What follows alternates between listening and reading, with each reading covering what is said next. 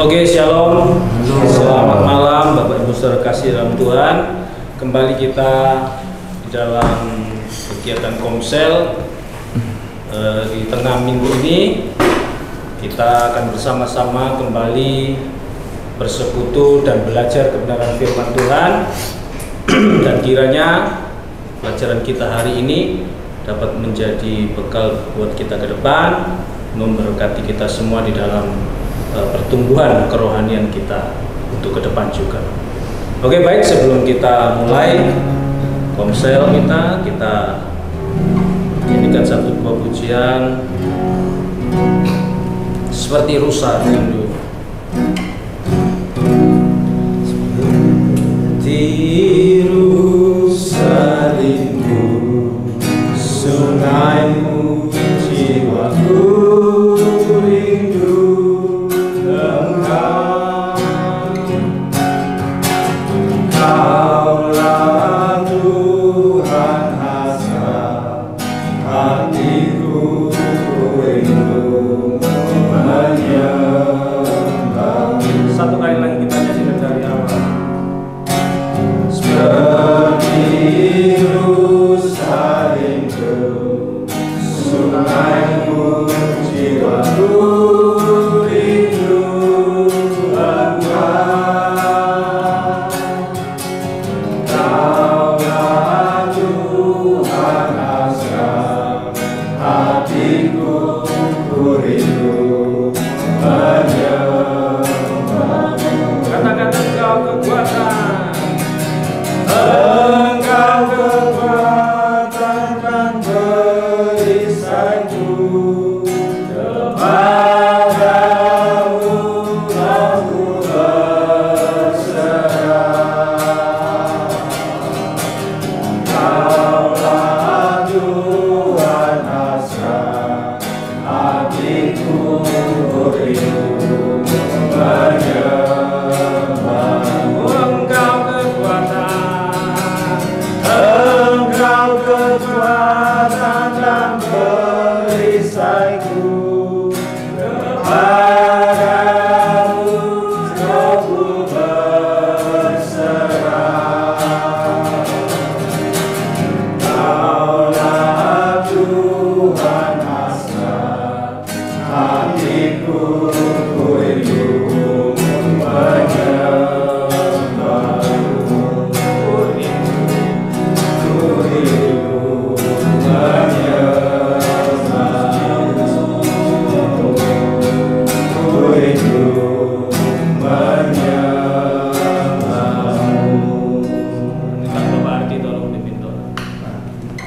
Ya, terima kasih Bapa di surga.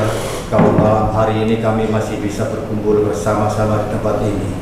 Sebelum itu Tuhan, sekiranya Tuhan kami mohon kepadamu Tuhan, kami pribadi lepas pribadi, sucikan, kuduskan hati, pikiran, perasaan dan perilaku tindakan kami yang tidak berkenan di hadapan-Mu Bapa. Terima kasih Tuhan, Kau masih memberikan kami napas kehidupan Tuhan.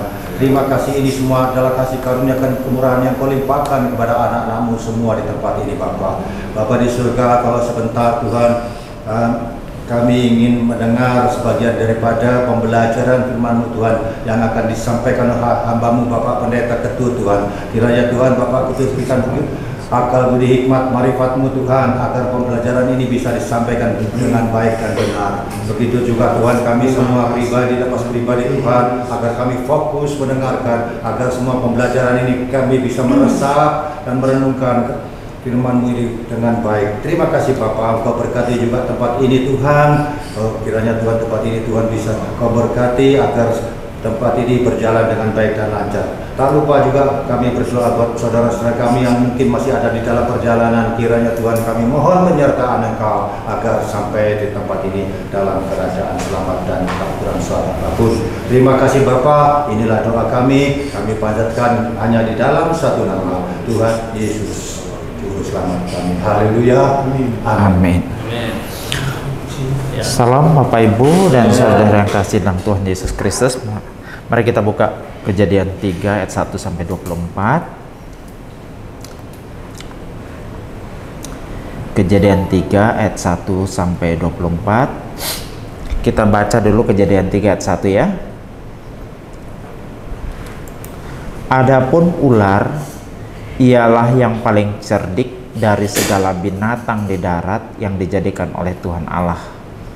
Ular itu berkata kepada perempuan itu, tentulah Allah berfirman, semua pohon dalam taman ini jangan kamu makan buahnya, bukan?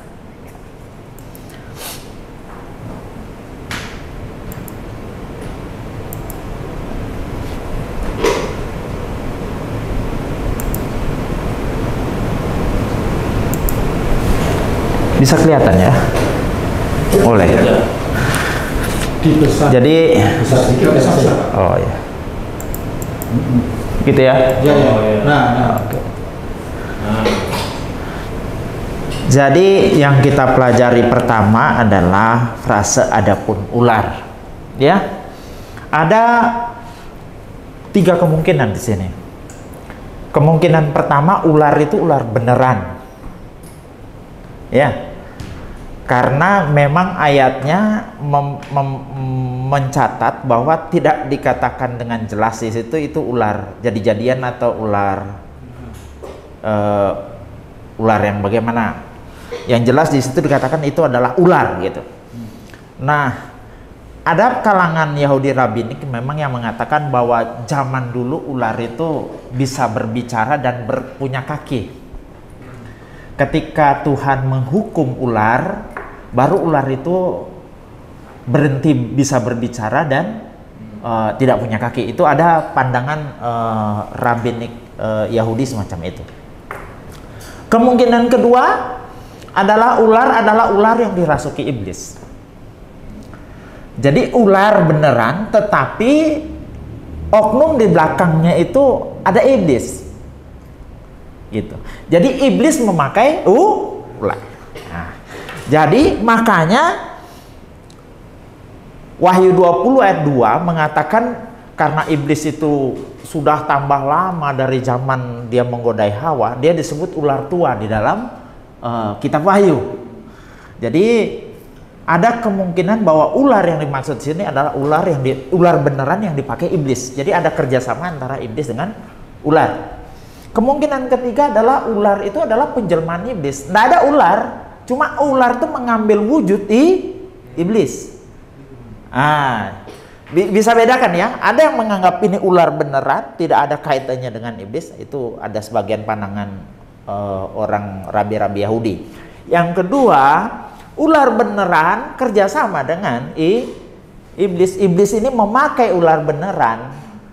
Jadi ular yang tadi tidak bisa berbicara karena kemampuan yang diberikan oleh iblis. Yang ketiga, ular ini tidak ada ular.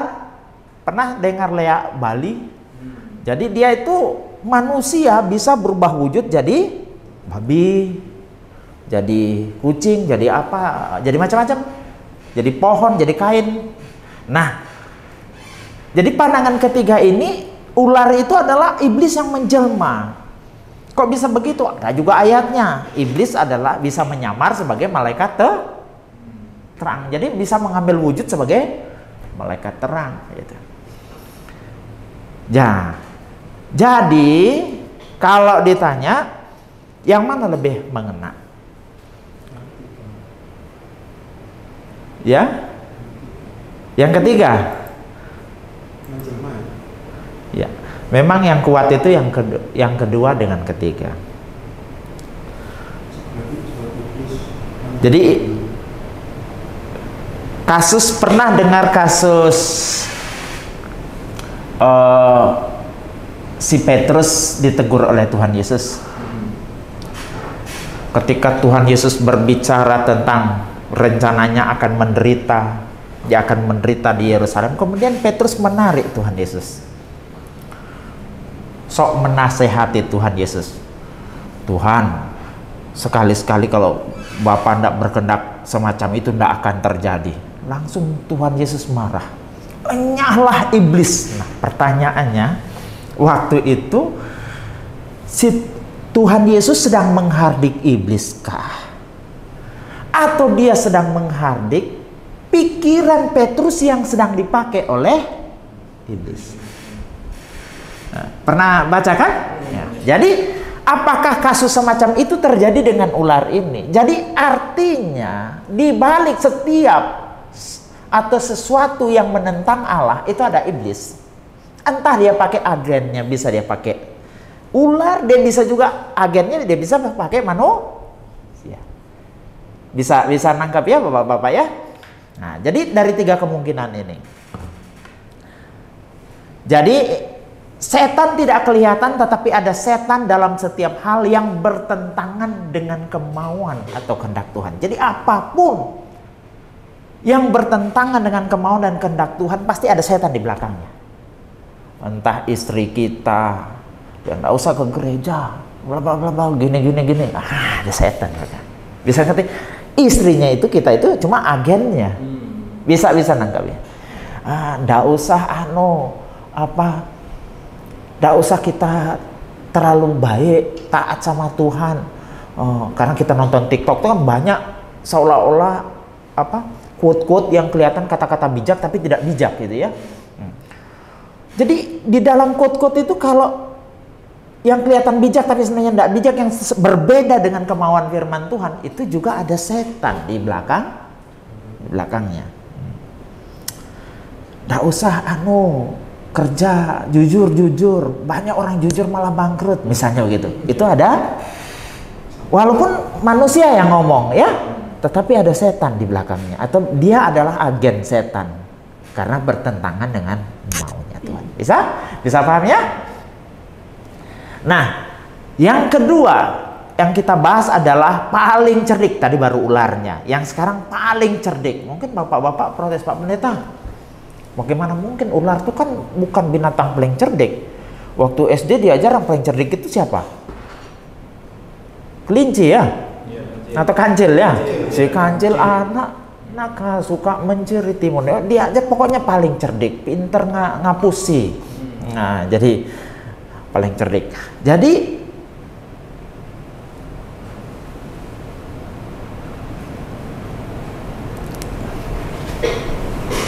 Jadi memang bisa jadi ini zaman dulu ularnya adalah binatang paling cerdik, karena Tuhan Yesus pun bilang semacam itu. Jadi dikatakan oleh Tuhan Yesus bahwa ular itu adalah binatang yang cerdik. Makanya kita disuruh harus cerdik seperti ular, tulusnya seperti merpati. Itu mengacu kepada ular sebelum manusia jatuh dalam dosa. Bisa jadi karena dia kena kutuk, kecerdikannya itu tidak sebagaimana kecerdikan sebelum dia jatuh dalam dosa, sebelum manusia jatuh dalam dosa. Ini. Kemudian yang dibahas juga di sini, ular itu bisa berbicara. Lah, di mana masalahnya? Sedangkan keledai aja bisa bicara waktu zamannya Bileam, betul? Jadi nggak ada persoalan di situ sebenarnya. Cuma orang-orang yang tidak suka dengan Alkitab, artinya tidak meyakini bahwa Alkitab adalah firman Tuhan, itu yang menolak bahwa ular itu atau setan yang memakai ular itu bisa berbicara. Yang selanjutnya, ular itu berkata kepada perempuan. Di sini kita akan belajar tentang strategi iblis menggoda manusia. Jadi tadi kita sudah berbicara apakah itu ular beneran, apakah itu ular yang dipakai oleh iblis, apakah itu ular yang merupakan penjelmaan iblis. Ini. Yang kedua, kita membahas sudah tadi cerdik. Cerdik zaman, artinya memang zaman dulu itu ular itu betul-betul cerdik. Nanti dia hilang kecerdikannya setelah manusia dihukum dan ular dihukum juga. Nah, selanjutnya kita melihat bagaimana strateginya iblis yang menggunakan ular ini dalam menggodai manusia. Pertama, iblis atau setan menyerang Hawa waktu Hawa sedang sendirian. Ada penafsir yang mengatakan bahwa Adam dan Hawa waktu di taman itu sedang berduaan waktu digodai. Tapi kalau diteliti lebih teliti, sebenarnya bahwa Hawa itu sedang sendiri. Artinya memang yang ada di Taman Eden itu adalah Adam dan Hawa. Tapi pas waktu si Hawa digodai ular tuh Hawa sedang sendiri. Adam nggak tahu main-main kemana, gitu ya. Kemudian si Hawa yang sedang berada dekat dengan pohon pengetahuan yang baik dan yang jahat itu. Coba kita lihat ayat yang ke-17a. Lalu firman-Nya kepada manusia itu, karena engkau mendengarkan perkataan istrimu. Jadi dari ayat ini kelihatan bahwa waktu si Hawa memberikan buah kepada Adam, percakapan antara ular atau iblis yang memakai ular untuk mencobai Hawa tidak didengarkan oleh tidak didengarkan oleh Adam. Bisa nangkep ya? Kemudian dalam 2 Timotius 2 ayat 14 dikatakan, lagi pula bukan Adam yang tergoda, melainkan perempuan itulah yang tergoda dan jatuh dalam dosa. Jadi bisa dilihat ya. Jadi memang si Hawa sudah makan duluan. Dan dia tidak melihat secara langsung percakapan antara ular dengan si Hawa. Kalau dia dengar, paling dia rem. Oh, jangan begitu loh. Kemarin saya dapat perintah dari Tuhan, jangan dimakan yang ini. Kok kamu sekarang nawari makan? Ya kan? Mungkin ada argumentasi antara si Adam dengan si Hawa. Tapi dalam hal ini sama sekali tidak ada argumentasinya antara Adam dan si ular. Jadi ayat-ayat di atas menunjukkan bahwa Adam tidak mendengar bujukan setan, tetapi mendengarkannya dari Hawa. Jadi waktu setan menyerang Hawa sedang sendirian, setan selalu menyerang pada saat yang tepat. Ini pelajarannya apa? Makanya contoh, kapan setan akan nyerang kita? Ketika dia tidak berhasil menyerang Tuhan Yesus, mencobai Tuhan Yesus, dikatakan dia pergi dan mencari waktu yang tepat. Nah, kalau dalam diri di kita begitu, ke hari ini dia gagal, besok dia datang lagi. Dia cari waktu yang tepat di saat kita lemah. Dia cari titik lemah kita, dia cari juga saat-saat di mana kita lemah. Saat-saat kita lemah, biasanya kalau suami istri pas sendiri, betul lah, datang agennya. Agennya itu kalau setan-setan zaman dulu pakai tanduk merah, wajahnya merah, pakai sempak hijau. Zaman sekarang enggak begitu. Datang yang cantik, ketek gitu kan. Agennya datang yang cantik gitu. Jadi dia nunggu saat yang tepat untuk menjatuhkan kita. Jadi setan akan menyerang di waktu yang tepat. Di waktu yang tepat untuk Hawa ya mana? Waktu dia sendiri. Dan kebetulan si Hawa itu tidak mendengar perintah langsung tentang pohon pengetahuan yang baik dan yang jahat itu dari Tuhan. Karena dia belum diciptakan waktu perintah diberikan. Iya. Ya. Jadi Hawa itu adalah titik lemahnya. Dalam keluarga Adam ini Hawa adalah titik lemah. Dan saat lemahnya kapan? Saat dia sendiri. Pintar Pak setan? Pintar ya. Dia kalau lagi berdua mungkin tidak akan jatuh ini si Hawa. Tapi karena sendiri pas pada saat yang tepat, artinya dia lagi dalam situasi lemah dan titik lemahnya juga di situ, makanya jatuh mereka. Setan mencobai Hawa saat berada di tempat yang salah. Lo coba tangan segitu luasnya, kok pergi mendekat cari-cari itu tempatnya pohon pengetahuan yang baik dan yang jahat, kok main-main ke situ? Ya, coba kelas jauh-jauh ke sana, jangan dekat-dekat ke situ. Nggak sama dengan kita sekarang. Sudah tahu bar, tempat judi, tempat karaoke, diskotik itu kan hal-hal yang nggak bagus. Kita pergi bermain-main ke dalamnya itu ngapain? Ya, itu bukan menjauhkan diri, tapi membawa diri ke dalam pencobaan. Kita berdoa, Tuhan jauhkanlah kami dari pencobaan. Nah, ini kita sengaja membawa diri ke dalam pencobaan. Ya jangan salahkan. Saya juga udah habis pikir, banyak pohon yang lain loh. Cuma satu yang nggak boleh dimakan. tapi maunya pesiarnya ke situ terus. Pesiarnya itu ke tempat yang dilarang, ya kan? Yang plus main ayunan di tempat pohon yang lain, pohon yang tidak dilarang itu, kok mainnya ke situ gitu. Kalau zaman sekarang banyak loh tempat-tempat yang nggak dilarang, ada kan? Tempat-tempat rekreasi banyak. Mau ngapain pergi ke tempat judi? Ngapain ke bar? Ayo, ngapain ke diskotik? Ini kan bukan tempat kita. Tapi sengaja kita membawa diri ke dalam mencoba. Roh memang penurut tapi daging lah. Setan menyerang Hawa yang adalah titik lemah. Yang tadi waktunya titik lemah itu memang Hawa tidak mendengarkan langsung ya. Setiap kita itu punya titik lemah. Kemarin hari juga kita sudah bahas itu dari kehidupan Daud dan Yoab. Rata-rata orang itu titik lemahnya harta, tahta, wanita. 3 tahta. Kalau dia nggak di harta, ya tahtanya, ya. Kalau nggak di tahta, ya wanitanya. Ada yang 2 sekaligus titik lemahnya di situ. Makanya Pak Esra katakan kemarin kita harus memberi perhatian khusus bagi titik-titik lemah kita, ya. Contohnya kalau titik lemah kita wanita, ya hindari lihat orang cantik. Jangan sudah lihat orang cantik dibentelengi gini. Ya, roh memang penurut tapi daging loh. Nah, kemudian kalau kelemahan kita adalah tahta, ya kita harus menghindar dari perbuatan-perbuatan kekuasaan situ. Memang bukan tempat kita di situ barangkali, karena itu kelihatan menjadi titik lemah kita.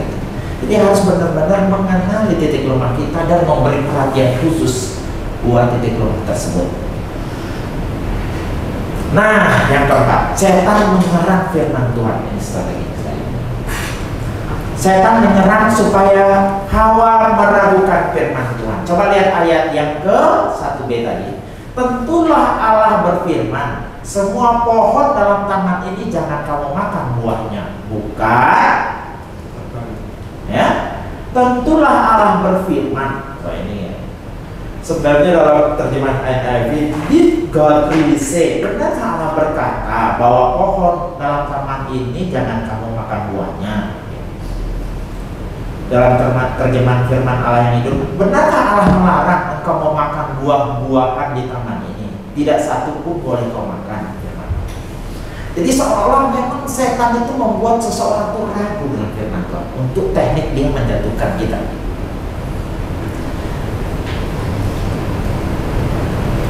Yang kedua, setan mengubah firman Tuhan.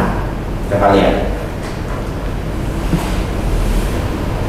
Bandingkan kata-kata Hawa dalam ayat 2 dan larangan asli dari Tuhan dalam Kejadian 2 ayat 16. Coba kita lihat Kejadian 2 ayat 16. Lalu firman Allah memberi perintah ini kepada manusia. Semua pohon, lihat baik-baik, semua pohon dalam taman ini boleh kau makan buahnya dengan bebas. Tetapi pohon pengetahuan tentang yang baik dan yang jahat itu janganlah kau makan buahnya. Sebab pada hari engkau memakannya, pastilah engkau mati. Kemudian coba lihat pemahamannya Hawa terhadap perintah Tuhan itu. Kejadian 3:2. Lalu sahut perempuan itu kepada ular itu, buah pohon-pohonan dalam taman ini boleh kami makan. Kata semuanya dihapus.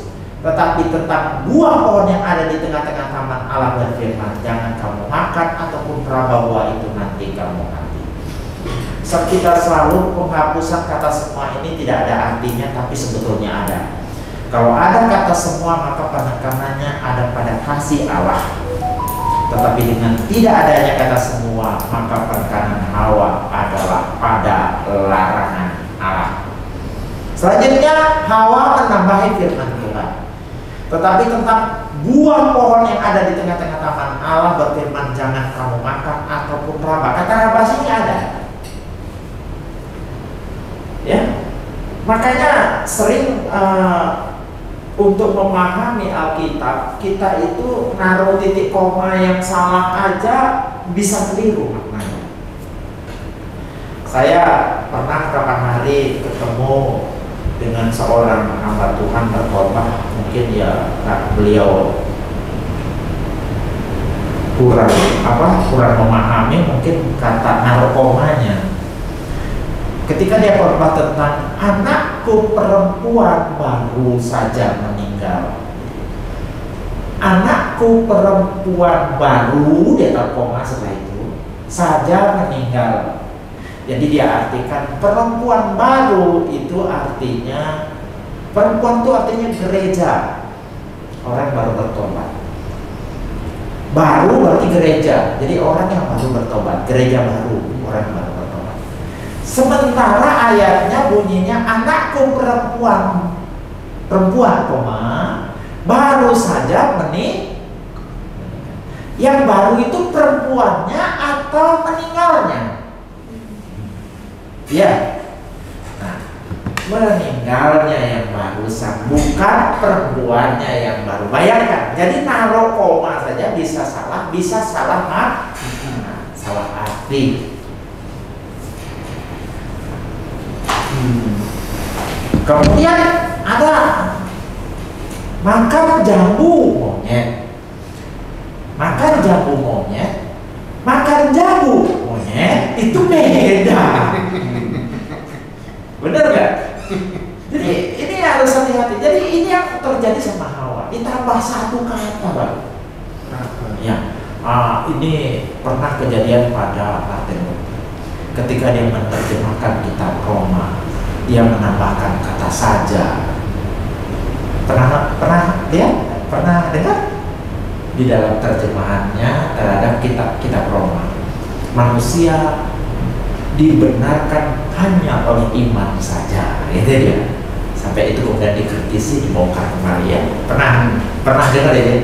Jadi kita nggak boleh di dalam memahami Alkitab menambahkan maupun mengurang, karena bisa jadi itu meleset daripada makna yang sebenarnya.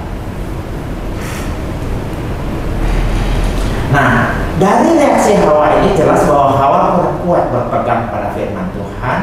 Ini menyebabkan setan semakin berani.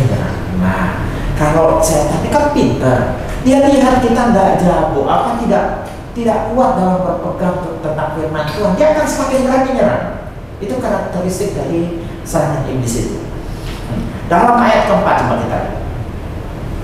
Tetapi ular itu berkata kepada perempuan itu, sekali-kali kamu tidak akan mati.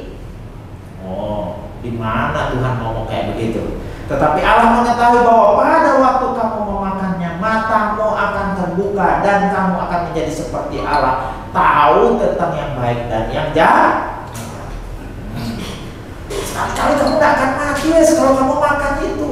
Ini bohongnya iblis luar biasa. Padahal dibilang sama Tuhan, kalau kamu makan pastilah kamu mati. Tetapi iblis bilang, sekali kamu tidak mati, tidak mungkin mati. Tapi justru kamu akan menjadi seperti Allah, tahu tentang yang baik dengan yang jahat.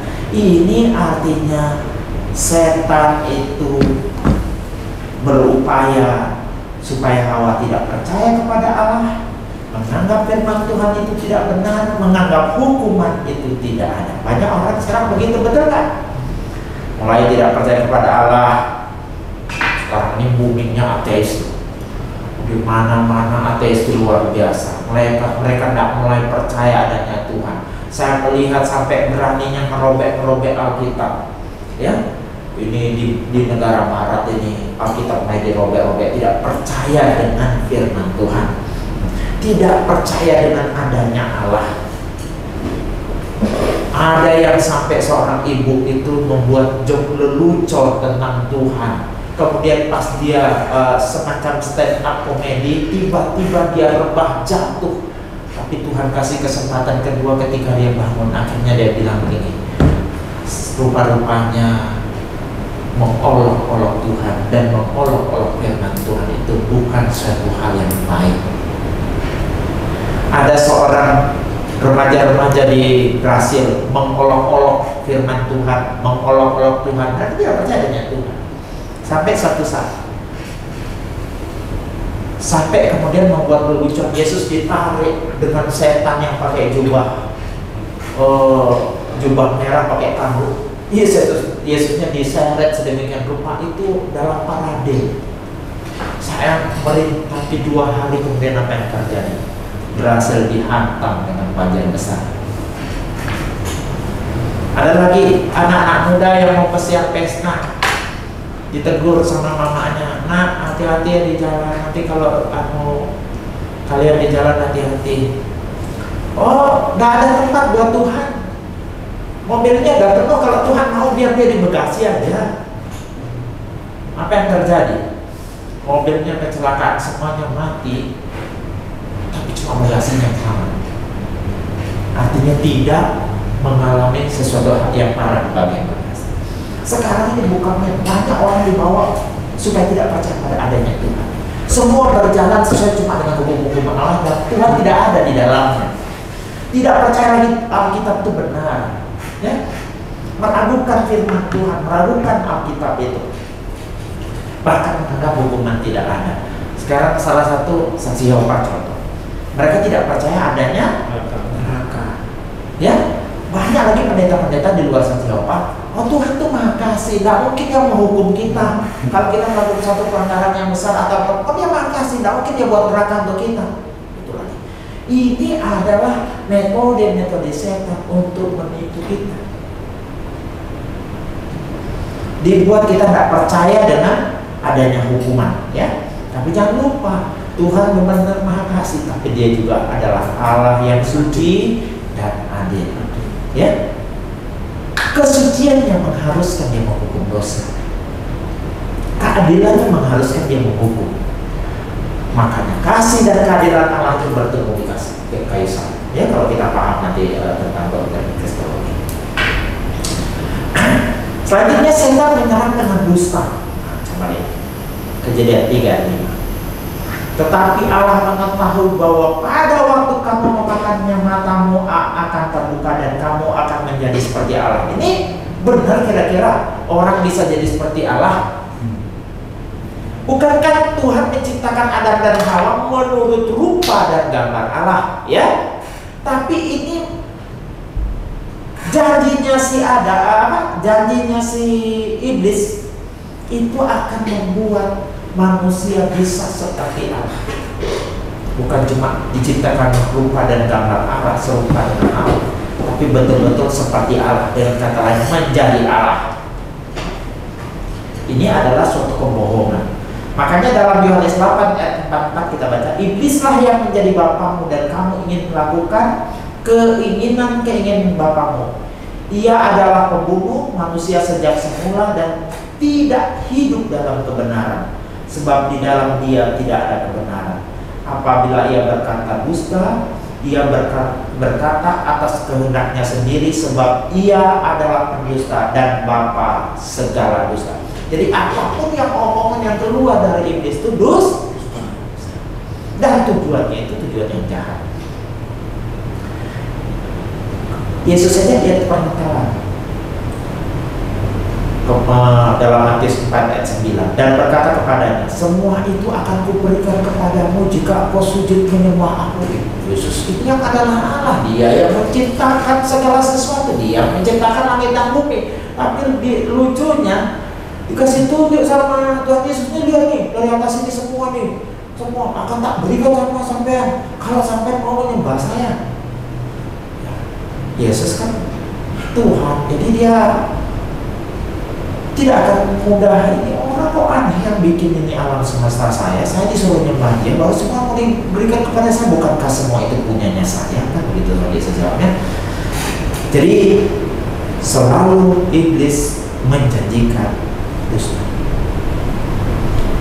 Dalam menggoda kita juga nggak usah ibadah, nanti kan sampai bisa healing. Bagaimana mau healing? Sedangkan Yesus janjikan, marilah kepadaku semua yang letih lesu dan berbeban berat. Healing itu ada di gereja. Healing itu di saat kita memuji menyembah Tuhan. Ayo coba pergi kemana sana, ke Trawas kemana, coba healing, sampai rumah mudah pulang. Saya pernah membuat sebuah khotbah dengan judul marilah kepadaku semua yang letih lesu dan berbeban. beban itu, bapak-bapak, ibu-ibu, beban itu ada dua. Beban itu ada betul-betul berat. Saya mikul misalnya 200 kilo dalam waktu 3 detik itu berat banget. Tapi walaupun setengah kilo, tapi kalau 5 hari disuruh pakai begini, kemang juga. Bener gak? Jadi beban itu yang menekan kita itu bisa karena memang betul-betul besarnya beban itu. Tapi juga ada beban yang kecil, tapi terus membebani kita karena kita pikul dalam waktu yang lama. Dan Yesus janjikan, aku akan memberikan kelegaan.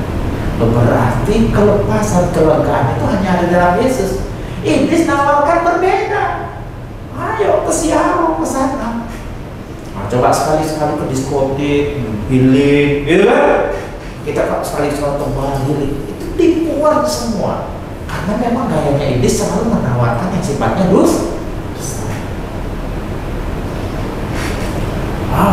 Pergi ke dukun yuk. Kamu kan udah didoakan, gak sepuh-sepuh pergi ke dukun, pasti di sana ada kesembuhan. Itu juga tipuan nah, masa jeruk makan jeruk kan gitu. Kemudian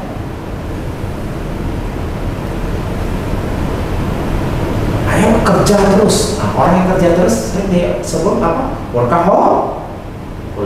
Pernah dengar? Kalau orang suka belajar, Shopee-holic. Iya, Shopee-holic. Apakah nonton filmnya orang yang suka belajar terus gitu. Ini ada juga orang yang suka kerja terus. Seperti setan mencakup pikirannya dengan dia rajin kerja, dia akan kaya raya. Tanpa sadar bahwa setan itu intervensi seolah-olah waktu itu hari besok tidak ada, disuruh kerja terus kerja. Ini workaholic ini ya, dengan harapan dia nanti kok waktu tambahkan. Padahal kita bilang apa? Tuhan memberkati kita bukan cuma didasarkan pada kerja, tetapi dia diberkati waktu saya pernah kalau di Sulawesi saya khotbah, saya kasih contoh gitu. Percaya buah coklat, buah kelapa itu kapan diisi Tuhan? Bagian kita bukankah cuma memupuk, bagian kita bukankah cuma menyiram, bagian kita bukankah cuma memangkas dia, pohon kakao atau pohon apapun itu ya, memberi buah itu bagian kita. Dia nolongnya kan kita tidak tahu.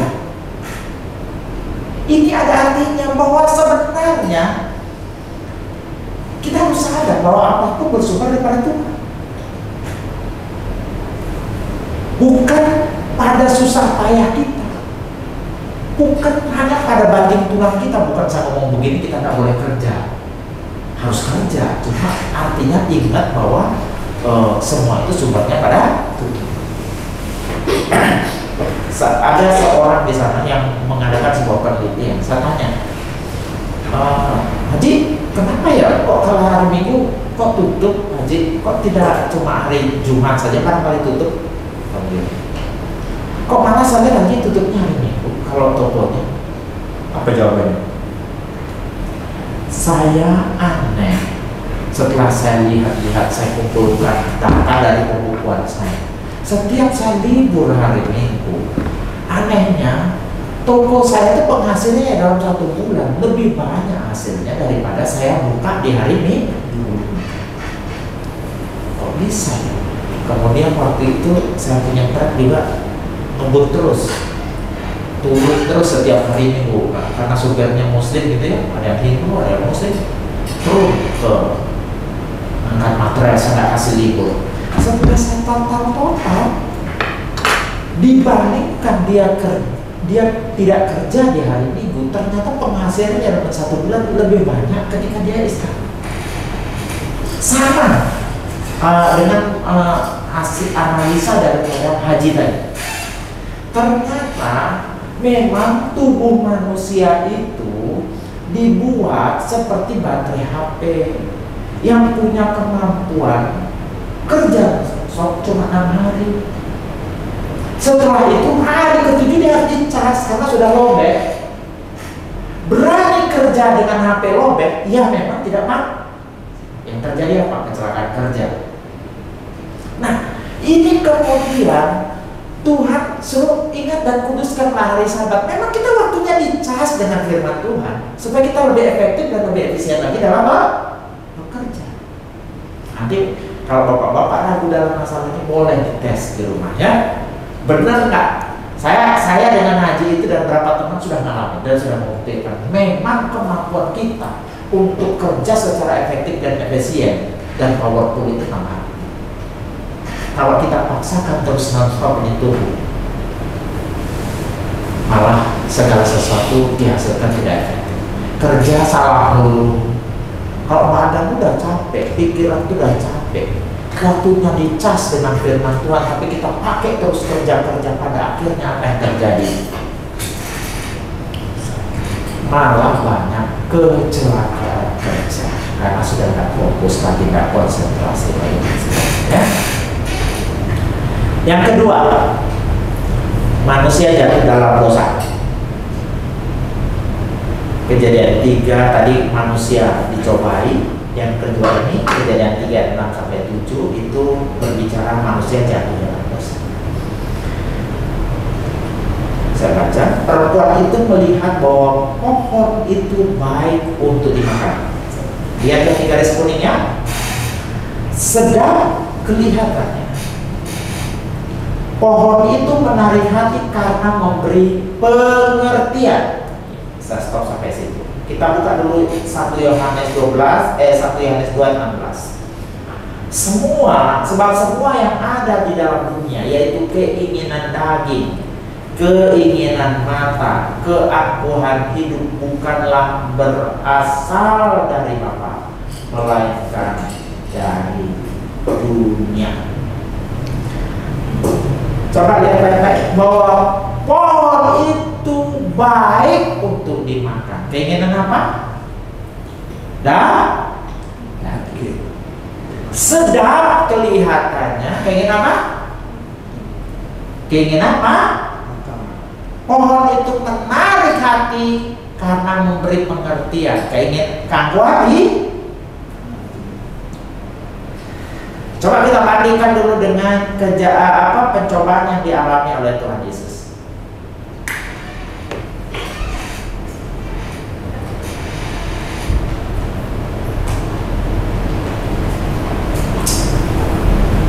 Lalu datanglah si pencoba itu dan berkata kepadanya, jika engkau anak Allah, perintahkanlah supaya batu-batu ini menjadi roti.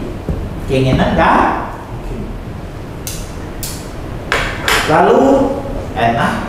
Lalu berkata kepadanya, jika engkau anak Allah, jatuhkanlah dirimu ke bawah, sebab ada tertulis mengenai engkau, ia akan memerintahkan malaikat-malaikatnya dan mereka akan menatang engkau di atas tangannya supaya kakimu jangan terantuk kepada batu, yaitu kangkuhan hidup.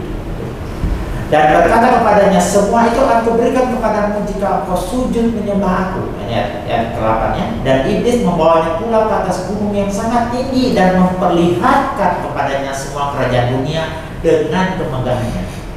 Itu berbicara keinginan. Iblis menggoda kita selalu melalui itu. Keinginan daging, keinginan mata, keangkuhan.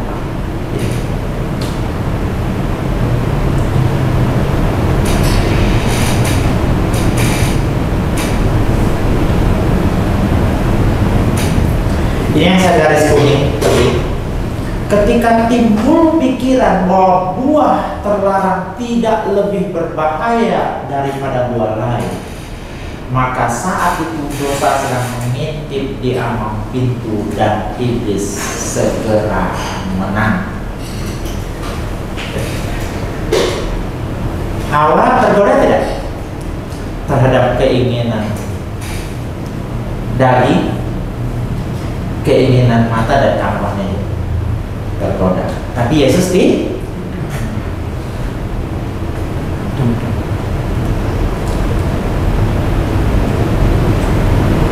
makan makanan yang enak itu nggak salah. Tapi kalau setiap hari orientasi hidup kita hanya pada makan makanan enak, itu sudah berbicara keinginan.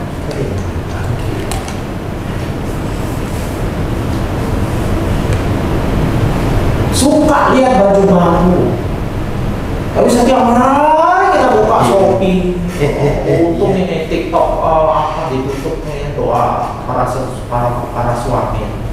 Itu juga berbicara keinginan mati. Punya motor, kalau punya uang lebih, misalnya punya motor, kita punya motor Beat. Pada suatu saat kemudian di tengah jalan Tuhan berkati, aduh badan saya besar kok nggak cocok punya motor Beat, saya maunya NMAX. Ya nggak salah kalau memang yang, tetapi kalau motivasi di dalamnya untuk memegahkan diri dengan harta yang kita punya, di situ sudah ada keangkuhan bukan cuma NMAX, Harley Davidson, Ducati yang tenaganya gede, padahal kita sudah umur ya. Kalau dengan tenaga motor yang begitu besar bisa nyungsep. Saya barusan ini punya motor Trail, suka teramas. Akhirnya saya sadar bahwa pada akhirnya di situ hanya yang ada itu kampuan itu, nyombongin di. Padahal kalau kita hidup benar, sadar betul kita hidup di dunia, yang baju kita mau pakai ya itu aja.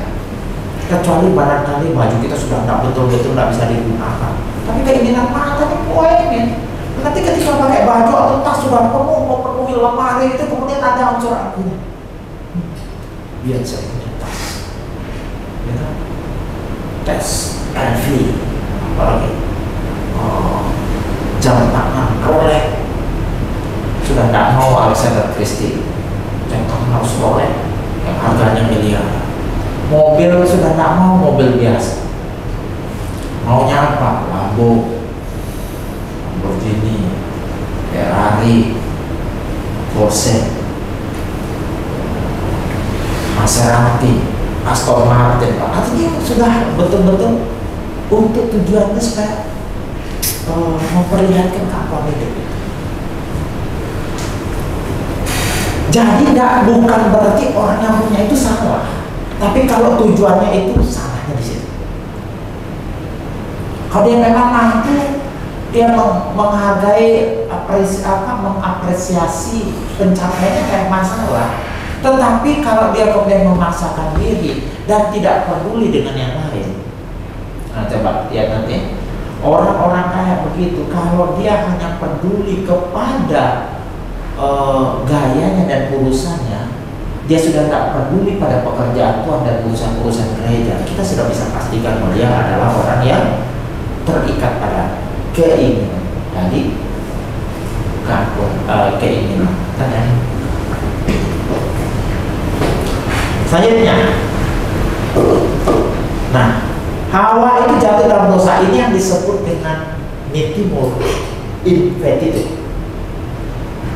Kita menginginkan, kita ini selalu punya kecenderungan apa yang dilarang itu dibikin.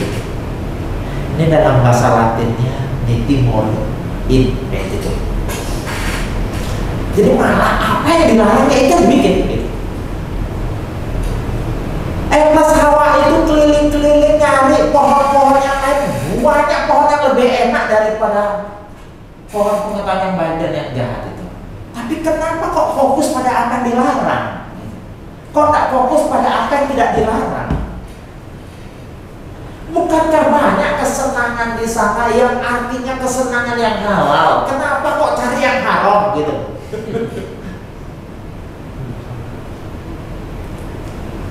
Gitu? Orang yang sudah kawin, ya saya yang halal lah yang diurus. Ngapain cari yang haram? Kan gitu kan? Nah, inilah yang disebut dengan nitimur infetitude. Kita menginginkan apa yang dilarang.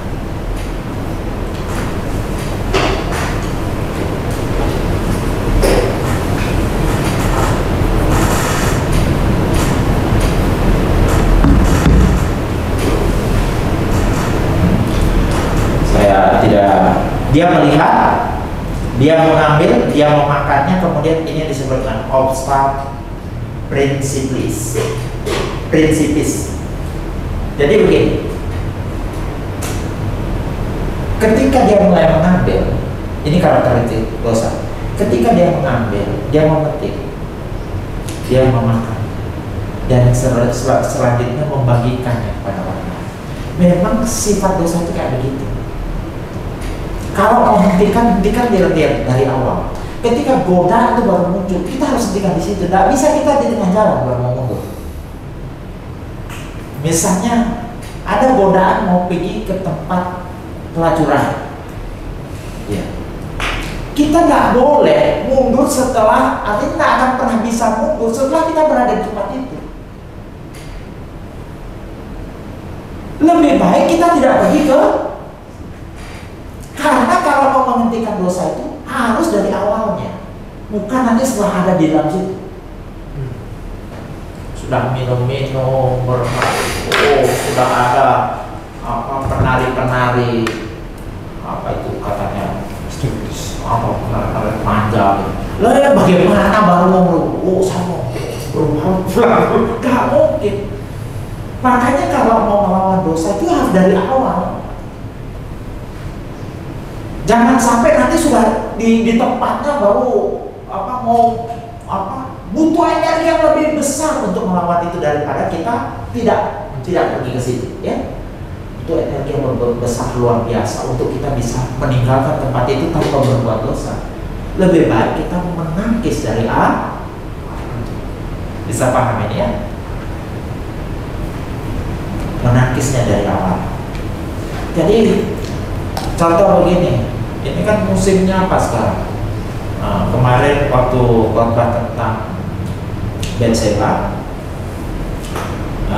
ada seorang ibu bilang, mungkin dia pernah mendengar, memang ada dua versi itu. Ada yang menganggap Betseba itu pelakor.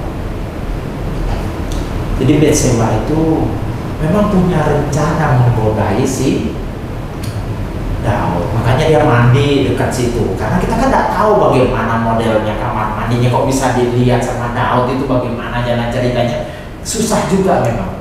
Saya lebih setuju dengan Ibu Ratna punya pemahaman bahwa kita tidak bisa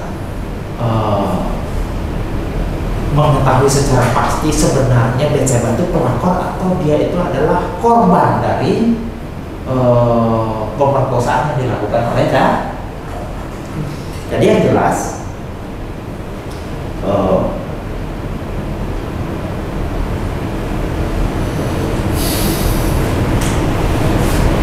jelas untuk kasus Betseba ini ada dua pandangan. Pandangan pertama menyatakan bahwa dia adalah korban karena yang nyuruh dia, yang ngambil dia itu orang 01 di Israel. Artinya dia bisa jadi tidak setuju sebenarnya, tapi tak bisa ngomong apa gitu, karena di bawah tekanan. Ada pandangan satu orang memang Betseba yang punya niat menggodai Daud.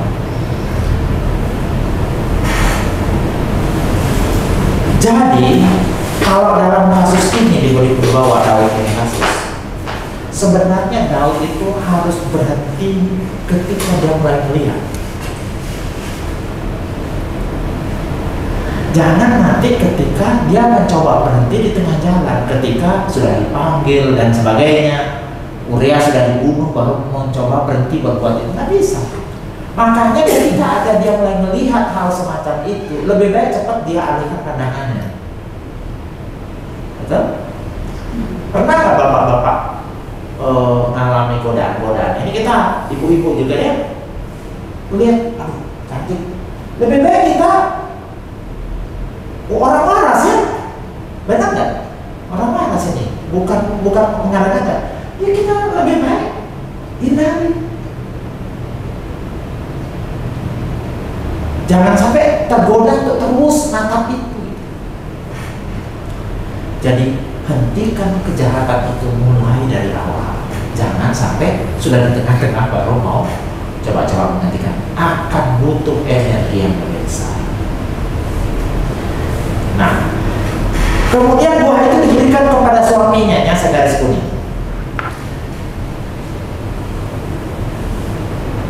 Pelajaran di situ dapat diberikan adalah lebih mudah belajar tentang apa yang buruk daripada mengajarkan apa yang baik. Betul. Ngajarin apa yang buruk itu jauh lebih gampang.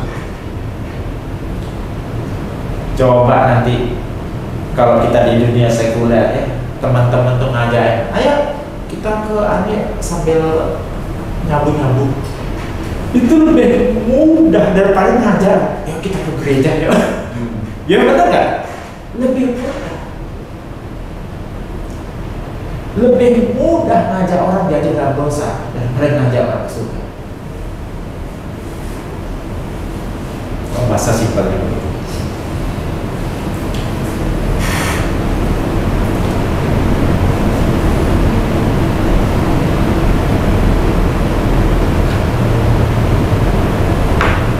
Kemudian yang ketiga,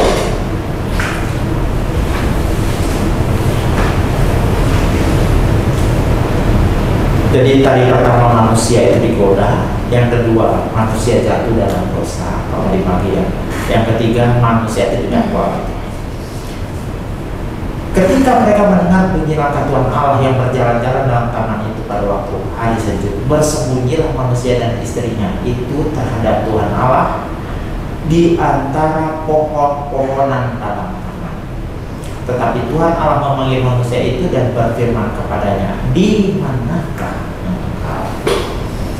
Nah, ini saya garis bawahi kembali, bunyi langkah Tuhan Allah tidak dimengerti secara terlek, berarti Tuhan pakai sepatu gitu atau pakai sandal tekap begitu berjalan, bukan begitu ya. Ini adalah suatu gaya bahasa saja yang tidak harus dimengerti secara rupiah. Bersembunyilah manusia dan istrinya itu terhadap Tuhan Allah. Kenapa dia sembunyi? Apakah setan, seperti janji setan itu benar-benar jadi kenyataan bahwa mereka menjadi seperti Allah? Iya, bisa lihat. Tetapi Tuhan Allah memanggil manusia itu dan berfirman kepadanya, di manakah engkau? Nah, ini yang sering juga jadi bahan perdebatan orang. Kok Tuhan itu kok malah nanya, di manakah engkau gitu ya? Padahal ini adalah pertanyaan, bukan pertanyaan karena dia tidak tahu. Pak Stephen Tom ini bagus penafsirannya. Dia bilang begini, Adam, di manakah engkau? Pak Stephen Tom bilang, di manakah posisimu sekarang? Dulu engkau adalah mahkota ciptaan Allah, manusia baru ciptaan yang lain. Tapi sekarang terjadi perubahan posisi. Makanya di manakah posisimu sekarang? Kenapa sekarang posisimu lebih rendah daripada ciptaan yang lain? Nah, ini pasti benar. Saya ingat seminarnya waktu di Malang. Itu masih saya sekolah teologi. Jadi luar biasa. Artinya terjadi ini perubahan posisi. Yang seharusnya dia itu adalah yang mengelola alam semesta, tapi menjadi sama dengan alam semesta, bahkan lebih rendah. Inilah yang terjadi perubahan posisi. Makanya jangan heran, di kemudian hari setelah manusia jatuh dalam dosa, apa yang terjadi? Manusia itu menyembah pohon-pohon, ya kan? Terjadi perubahan posisi.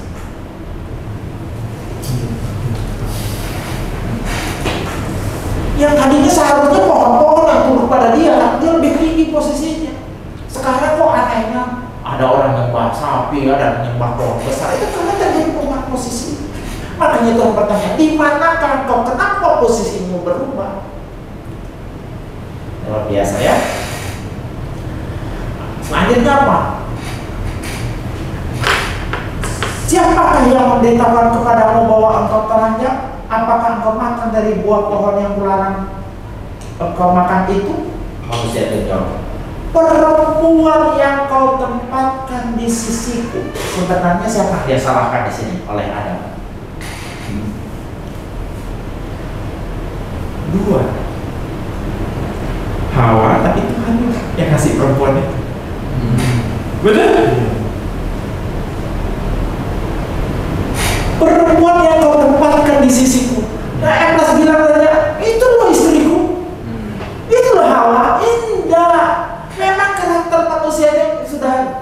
jatuh dalam dosa itu selalu cari kambing hitam kalau punya mak. Kalau tidak ada kambing hitam, kambing putih pun dicat warna hitam.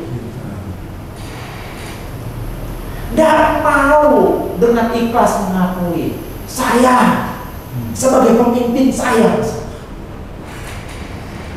Pada tahun berapa saya khotbah di Kapel di Mawang dengan judul Reformasi pada zaman Esra dan Nehemia. Masih ingat tuh khotbah? Yang membuat terjadi reformasi waktu itu adalah ternyata sikap Esra dan Nehemia itu tidak ikut kawin campur, tidak ikut bikin salah, tetapi mereka mengakui kesalahan bangsa Israel sebagai kesalahannya. Karena kesalahan anak buah adalah kesalahan pemimpin, kesalahan rakyat adalah kesalahan pemimpin. Makanya dia bertobat.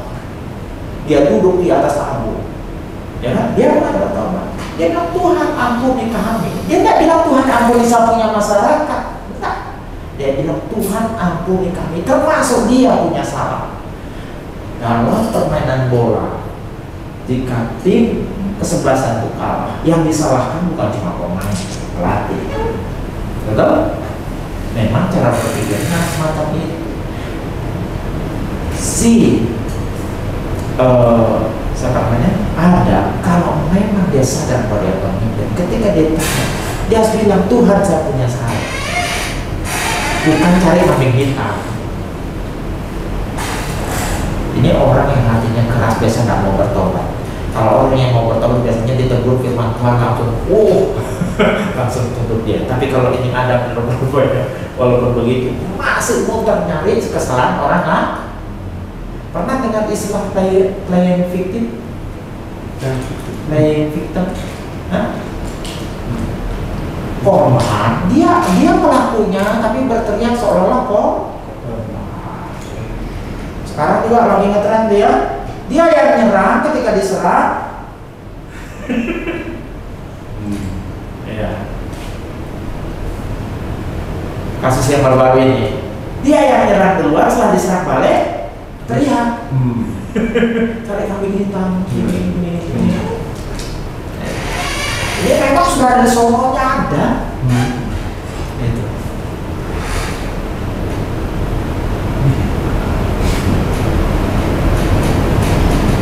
Kemudian ketika Hawa ditanya, Hawa nyalain ular. Memang selalu begitu kalau masalah lainnya itu virus kecemik. Coba nanti bapak-bapak lihat atau ibu-ibu lihat di rumah, kalau terjadi bapaknya lagi marah sama ibunya nyalahin anak paling tua nyalahin kecil. Yang kecil itu sampai tak ada yang disalahin, anjing disalahin. Itu kan sudah umum. Kita akan selalu menyalahkan siapa yang paling lemah. Itu karakteristik manusia. Sudah 1 jam. Nanti kita lanjut lagi. Saya berikan dulu. Artinya sampai di sini, sampai di manusia jatuh dalam dosa. Nanti karena foto evangeliumnya kita bahas di lain kesempatan. Kita bahas dulu tentang ini supaya kita benar-benar paham, jangan sampai ada yang kelewat ya. Jadi dari ayat itu tadi yang kita pelajari, mungkin ada yang ditanyakan Bapak Ibu, masalah ular, masalah cerdik, masalah apakah benar pada akhirnya manusia itu bisa menjadi seperti Allah, seperti jadi iblis itu. Karena ada ayat juga yang bilang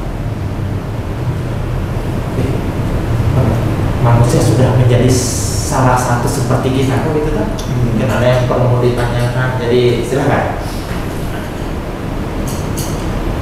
Ini saya mau tanya tentang Hawa ya.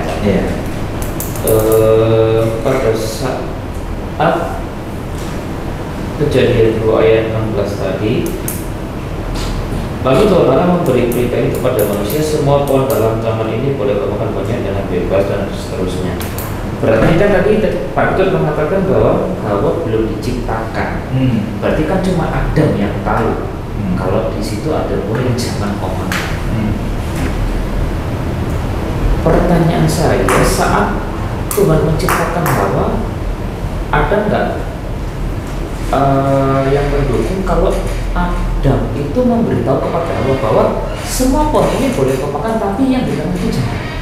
Nggak ada. Atau memang Adam tidak memberitahu ke Hawa? Kalau Adam tidak memberitahu ke Hawa, berarti kan masih masuk akal kalau Hawa masih berkeliaran di pohon-pohon yang seperti itu. Bukan salah Hawa dong. Ya. Karena Hawa nggak tahu itu. Memang perintah itu diberikan sebelum Hawa diciptakan. Yang kedua, dari mana kita tahu bahwa si Hawa itu mendapat informasi atau diberitahu oleh Adam? Karena buktinya dia bisa adu argumentasi dengan iblis. Dia bisa menjawab dengan iblis walaupun tidak 100% tepat. Ya kan? Kan dia adu argumentasi dalam ayat yang ketiga. Ya, benar kita benar.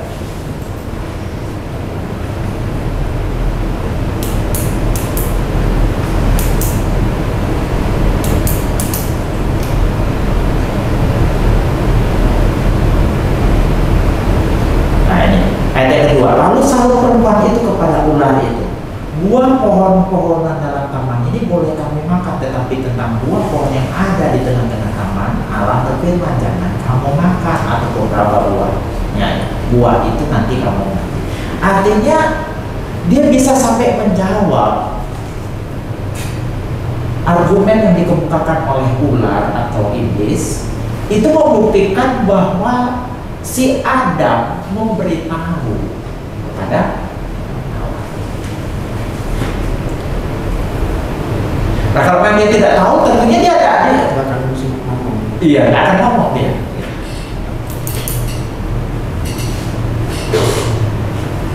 Berarti tahu ya Hawa itu. Iya tahu, tapi tahunya itu dari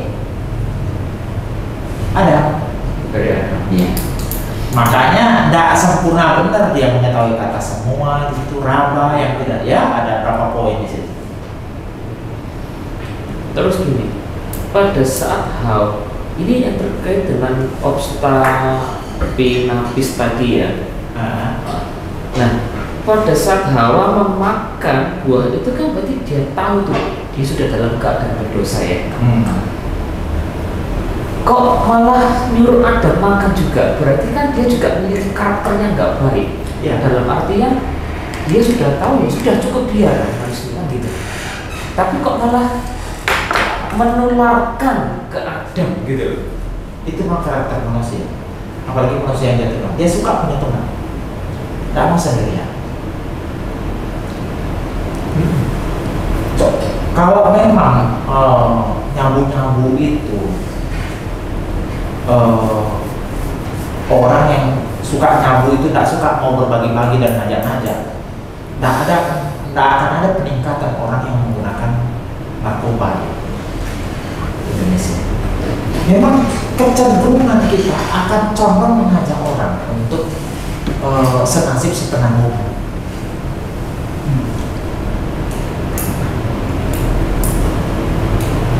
Maka karakteristik manusia adalah yang berdosa itu seperti itu.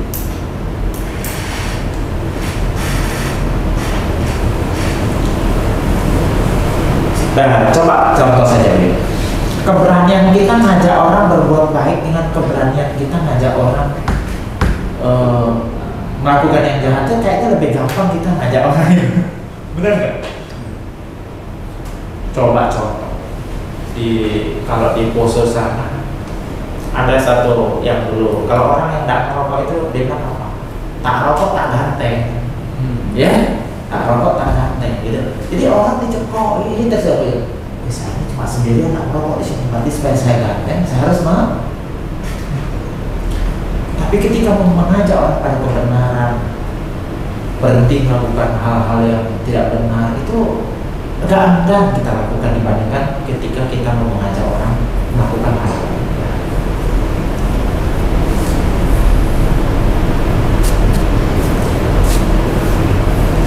Jadi Bapak Ibu, dalam pelajaran ini kita lebih banyak juga memetik maknanya ya, bukan cuma supaya supaya menjadi bekal juga dalam kehidupan kita dalam menghadapi serangan setan itu kayak bagaimana strategi supaya ke depannya kita lebih kuat lagi, karena kemampuan kita itu terbatas. Tanpa Tuhan tuh gampang saja. Kalau saya menghayal, misal menghayal, maksudnya seandainya manusia itu tidak jatuh dalam dosa, kita telanjang semua sampai hari ini, dan tidak ada HP, tidak ada pakaian, tidak ada laptop ya, kira-kira seperti itu enggak ya? Bisa jadi. Bisa jadi. Tapi kalau mau mengatakan dengan manusia tidak jatuh dalam dosa, teknologi tidak berkembang, Kira-kira. saya lewat pelajaran dulu tidak. Justru terbalik, perkembangan teknologi sekarang lambat karena dosa. Seharusnya pesawat itu sudah ditemukan zaman Nuh, Pak. Kalau manusia tidak jatuh dalam dosa, artinya dosa itu mempengaruhi termasuk kemampuan intelektual kita dalam melakukan sesuatu. Berarti numpak pesawat motor.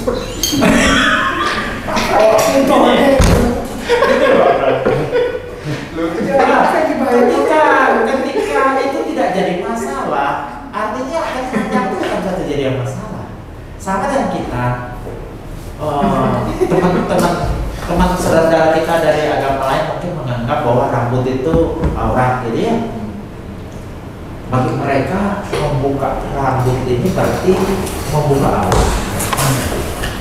Bayangkan kalau saya ini jujur, ada pegawai saya dulu itu nggak pakai apa, karena dia pakai jilbab, terus kok di sana itu orang pakai jilbab berada. Suatu saat saya besuk pas dia melahirkan, saya jadi panik karena nggak pernah lihat dia nggak pakai jilbab gitu, bagaimana mukanya, wajahnya tanpa jilbab. Ketika saya lihat dia nggak pakai jilbab, saya jadi bingung. Dalam arti nggak salah kan dia, kalau ketemu orang laki harus pakai jilbab.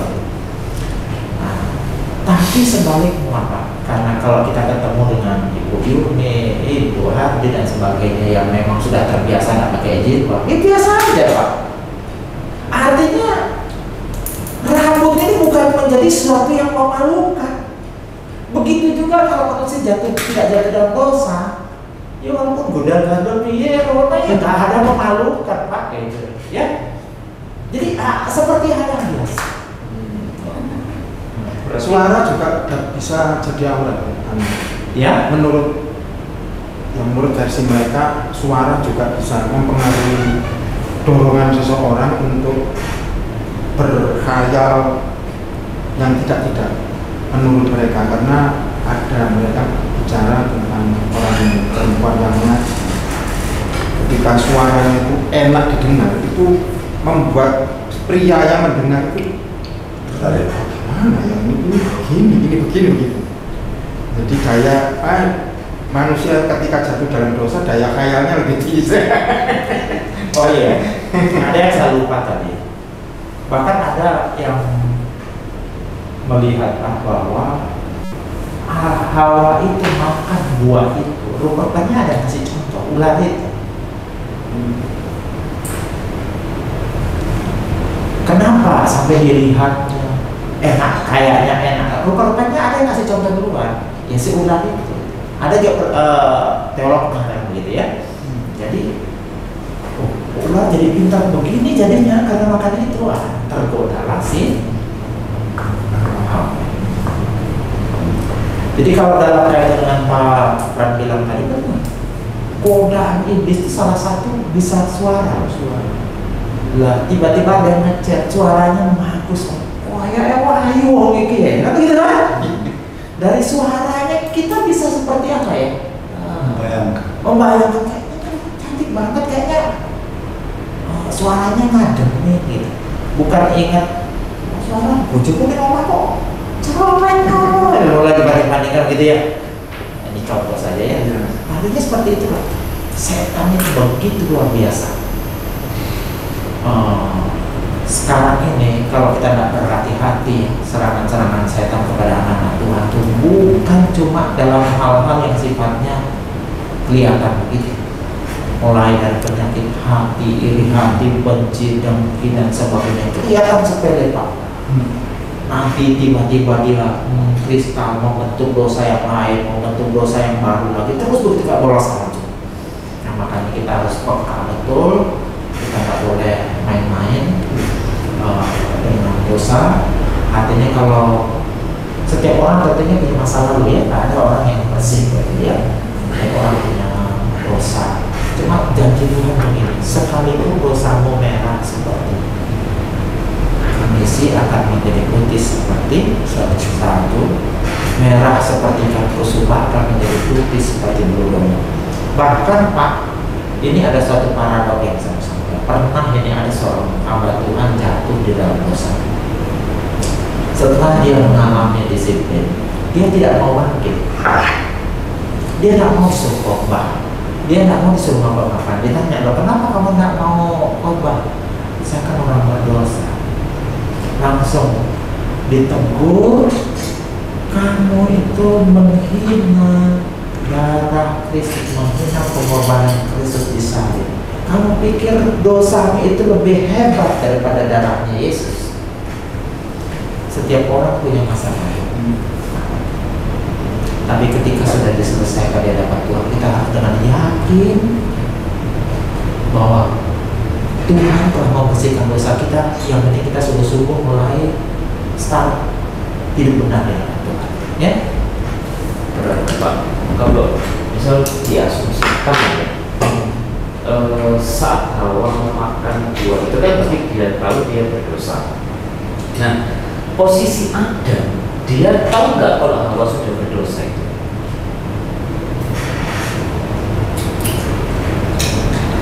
Pak, kita sabar barangkali itu. Yang jelas ketika si Adam dikasih makan, ini kalau saya coba tambahkan ya, karena kita tidak mencatat secara eksplisit masalah itu. Yang jelas kayaknya sepertinya pasti ada percakapan.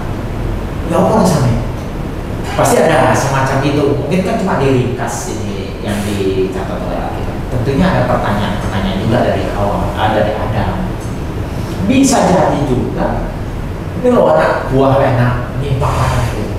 Mungkin juga si Adam ini tidak tahu, tapi kalau dia tidak tahu, kan nggak mungkin karena dia dikasih tunjuk buahnya kan. Bukan itu buah apa itu tuh? Buah yang dilarang Tuhan. Yang dilarang Tuhan yang ada itu tengah taman itu toh pasti begitu. Cuma rupa-rupanya Hawa itu punya keinginan juga Adam itu ikut ngambil bagian. Kayak ada perasaan senasib sepenuhnya. Nah sekarang misal ini Pak, misal ya, kita memposisikan diri kita sebagai Adam, kita kekeh nih, saya nggak mau makan, berarti yang diusir paling cuma Hawa, gitu. Yang diberlakukan. Itu kan berarti ada ya. Kalau kita berani bisa jadi seperti karena kita sudah tahu mengenai kebenaran firman itu jangan dimakan nih. Tapi karena kamu makan ya kamu tanggung sendiri akibatnya gitu. Jadi bisa jadi hukumannya tidak sekakal ini. Nanti itu dosa yang dianggap itu nanti dosanya Anda kan? Sebagai pemimpin kan?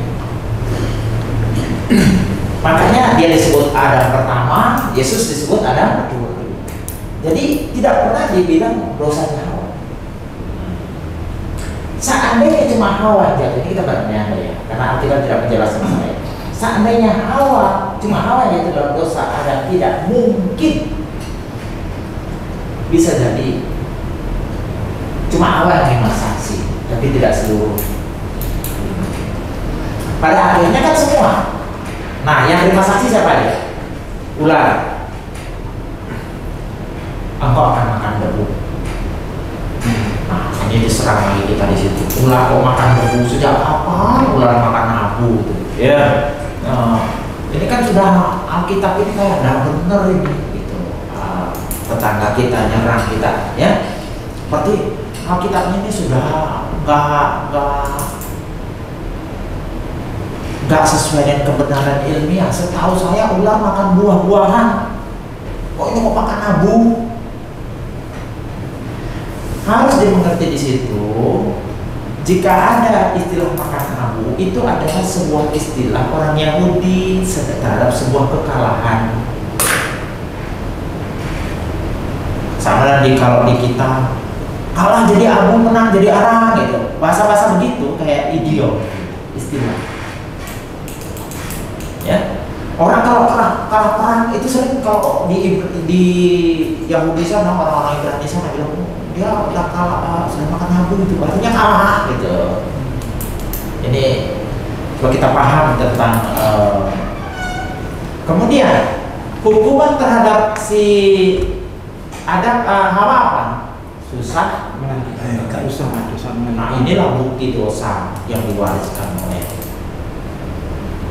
Adam dan Hawa. Nah, kalau ada agama yang tidak percaya dosa warisan, saya belum pernah lihat orang melahirkan sambil senyum-senyum. Bener nggak? Mana melahirkan wah senyum sumringah sambil selfie ini nggak ada. Ngedennya sampai kayak antara hidup dan mati sama. Itu kan membuktikan dosa warisan. Yang ketiga, untuk Hawa, untuk Adam apa? susah payah mencari. Disinilah manusia itu Adam, tanah itu Adam. Lucunya yang seharusnya dikutuk itu Adamnya, tetapi yang dikutuk itu tanahnya. Terkutuklah Adam karena Adam. Wah, ini kasih karunia sudah di situ. Terkutuklah Adam karena Adam. Jadi kita itu sudah dapat kompensasi sebenarnya di situ. Seharusnya langsung mati, tetapi dapat kasih karunia. Inilah kasih karunia pertama, ya. Yang sudah turun. Jadi kita dibebaskan dari pembentukan Adam, tapi cuma tanahnya dulu. Dengan berjerih payah kita akan bekerja cari nafkah. Jadi makanya orang sekarang agak soro cari nafkah itu ya gara-gara ini. Itu membuktikan kembali bahwa dosa warisan itu benar. Bisa nangkap ya? Baru setelah itu pada hari engkau memakannya engkau akan mati. Nah, pertanyaannya langsung mati tidak? Mati. Karena kematian itu ada 3. Langsung mati itu mati rohani. Ya. Yang kedua mati rohani itu langsung mati rohani tapi sadar. Yang ketiga kematian kekal. Ya tak? Nanti kematian pada yang dimasukkan ke neraka, sudah masuk neraka itu disebut kematian kekal. Jadi ada 3 kematian. Terus ini Pak, nggak tahu ya ini apakah ada artinya atau cuma memang harfiah aja ya. Ayat yang ke-8. Ketika mereka mendengar bunyi langkah Tuhan Allah yang berjalan-jalan dalam taman itu pada waktu hari Setu. Nah, kalau saya lihat di King James Version, and they heard the voice of the Lord God walking in the garden in the cool of the day, hari yang dingin. Ini maksudnya apa? Apakah taman itu berubah menjadi dingin pada saat ada dosa atau gimana ya? Atau memang cuma nggak jadi karena adanya dosa taman itu berubah jadi dingin gitu ya?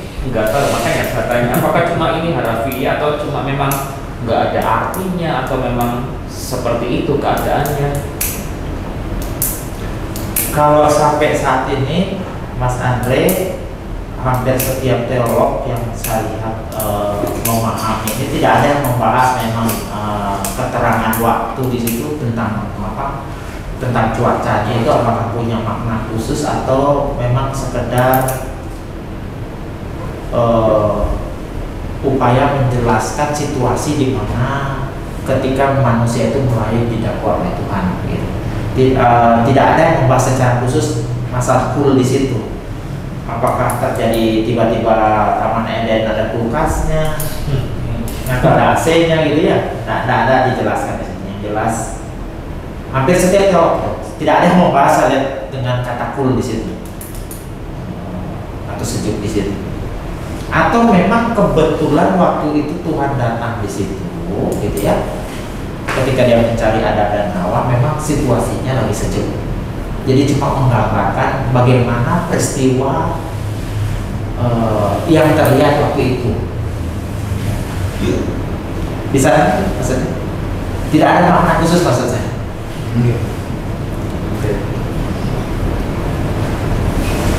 Kejadian 1.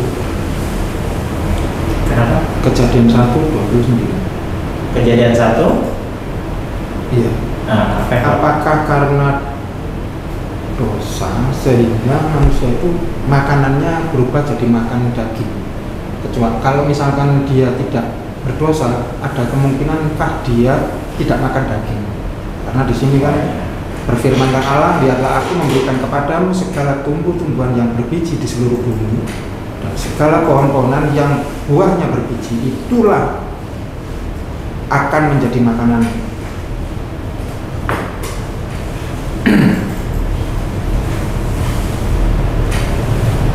Ya, kemudian coba kita lihat di dalam Kejadian 1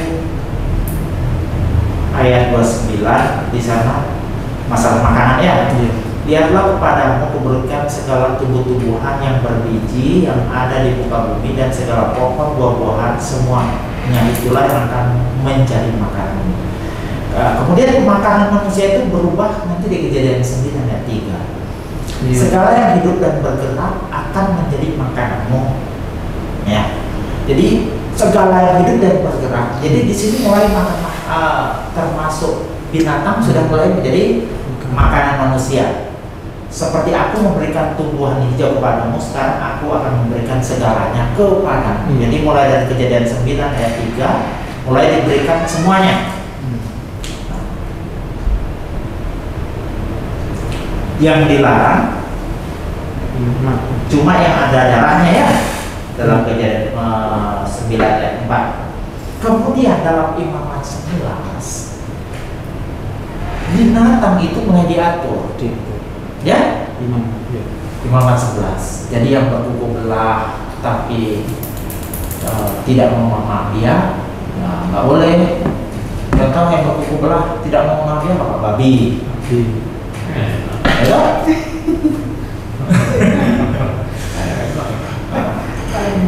Apalagi yang tidak boleh cumi, udang, unta itu nggak boleh. Iya. Nah, kemudian dalam Kisah Rasul 15 ayat 20 boleh. Iya, waktu Petrus di Iya. Terus. Kemudian Titus 4 ayat 3 di sini mulai jelas. Titus 4 ayat 3 coba. Titus 4 ayat 3.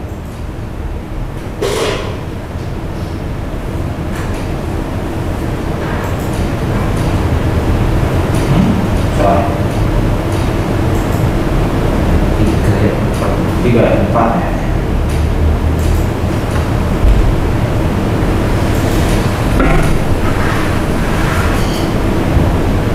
Pokoknya makan semuanya boleh. Hal kerja juga bukan makan minum gitu. Jadi disitulah yang kemudian jadi dasar orang Kristen itu makan semua.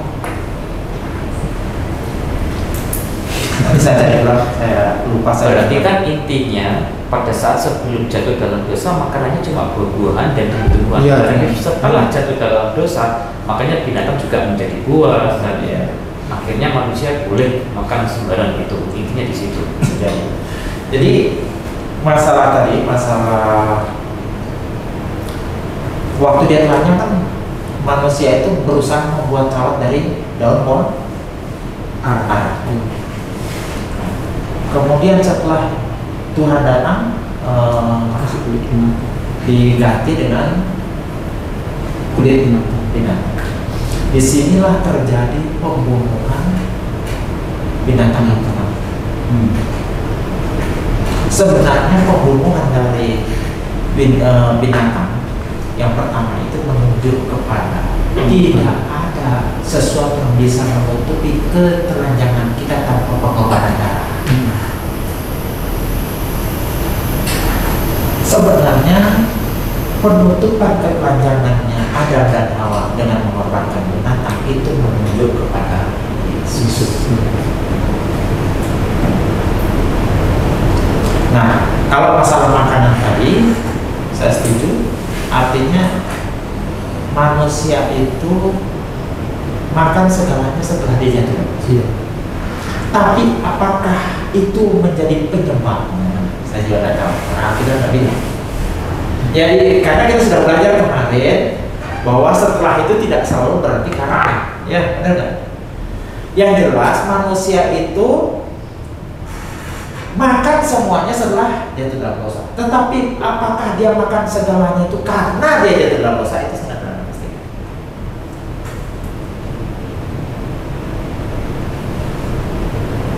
Kemarin kan sudah belajar bahwa yang setelah itu tidak selalu berarti kan. Nah, ini contoh yang lagi heboh kasus Jessica. Nah, ini kan lagi hebohnya di mana? Kalau bapak suka menekuni masalah hukum, sebenarnya menghukum Jessica sekarang itu tanpa bukti yang kuat, yang cukup itu cacat. Ini bukan berbicara masalah Jessica itu melakukan atau tidak melakukan. Bukti untuk menyatakan Jessica pelakunya itu lemah. Ya, tidak ada. Jadi dalam aturan mainnya lebih baik melepaskan 1000 orang yang bersalah daripada menghukum satu orang yang benar. Itu logika hukumnya. Jadi memang kita diberi oleh Tuhan tuh kemampuan intelektual oleh Tuhan itu adalah anugerah. Tapi jangan lupa ketika kita ngomongin firman Tuhan, logika kita ini, pikiran kita ini tidak bisa lepas dari Roh Kudus. Karena tanpa Roh Kudus kita tidak akan mampu mengerti. Biar dibaca bolak-balik, kok nggak ngerti-ngerti ya. Tapi dengan pertolongan Roh Kudus kita akan mengerti. Oh, ini tuh maksud. Nah, bahkan ketika kita diminta oleh orang-orang dunia untuk dimintai pendapat. Nah, nanti ada waktunya bapak-bapak ketika para pendeta itu dimintai pendapat. Nah, itu contoh masalah izin dua menteri, ya. Nah, kenapa sampai izin dua menteri itu, surat keputusan masalah dua menteri itu kok bisa ada? Kemana dulu PGI? Inilah perlunya kita sebagai orang-orang Kristen untuk berbicara. Sehingga ke depan masalah pendirian rumah ibadah, masalah apapun itu ada suara dari Kristen. Jangan cuma kemudian kita diam, nanti cuma ngurusin di gereja aja beraninya. Kalau mana orang Kristen ini loh, penyakitnya cuma mana di gereja. Gereja, kalau dia di gereja lantang dia ngomong. Tapi kalau sudah urusan di luar sama yang dimana ini sering diistilahkan suara kenabian. Dulu ketika Raja sama Ahab dengan Isabel tidak benar, Elia tampil, ya kan? Harus berani begitu. Sekarang kalau ada yang tidak benar, kita harus berani bicara.